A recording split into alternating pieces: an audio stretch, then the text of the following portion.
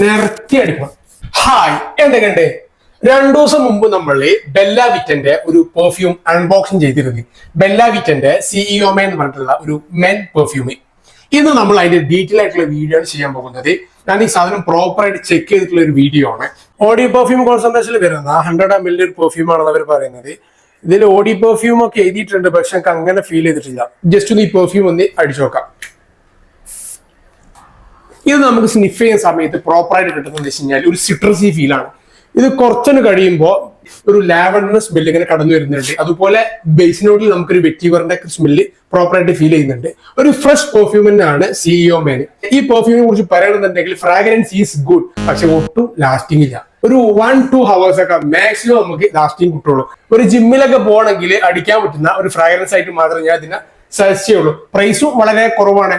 മാത്രമല്ല, ഈ perfume apply ചെയ്യുമ്പോൾ 1-2 പെർഫ്യൂം ഒന്നും അടിച്ചെടുക്കാറില്ല. അടിക്കുമ്പോൾ ഇങ്ങനെ അടിക്കണം. നോക്കി, നിരത്തി അടിക്കണം. അത്യാവശ്യം നല്ല ലെവലിൽ അപ്ലൈ ചെയ്താൽ മാത്രമേ നമുക്ക് എന്ത് ചെയ്യുള്ളൂ, ലാസ്റ്റിങ്ങും പ്രൊജക്ഷനും വിചാരിച്ച മാതിരി കിട്ടുള്ളൂ. ബോട്ടിൽ ക്വാളിറ്റിനെ പറ്റി പറയുകയാണെന്നുണ്ടെങ്കിൽ ഈ ഒരു പ്രൈസ് റേഞ്ചിൽ 699 രൂപ ഇതിന്റെ പ്രൈസ് വരുന്നത്.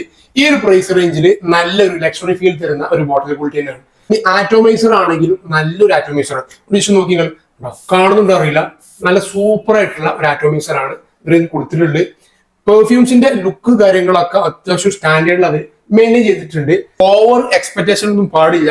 ഒരു 2 to 3 hours ഒക്കെ മാക്സിമം കിട്ടുന്ന ഒരു ഫ്രാഗ്രൻസ് ആണ് ബെല്ല വിറ്റന്റെ സിഇഒ മെൻ.